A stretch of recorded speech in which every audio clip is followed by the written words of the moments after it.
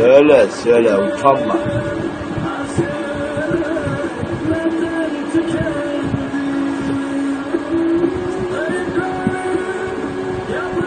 Söyle ona güzel olduğunu, bal kutusu var de. Oh diyen dillerini yerim de, hani oh diyor, oh diyen dillerini yerim. Bir tane. Ha, sev sev.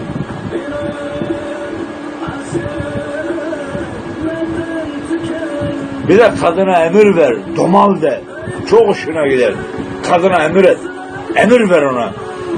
Domal de. Kadın çok hoşlanır ondan. Erkeğinin emir vermesi çok hoşlanır.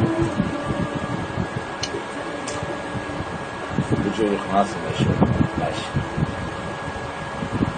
Masalı Masalı ne acaba? Söyle söyle, utanma oğlum. Çok güzelsin de, bir tanem de.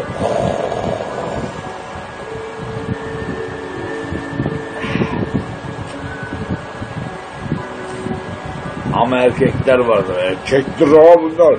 Erkeğiz lan. Evet, tükürme. Evimin ortağı sen mesela, aman oğlum.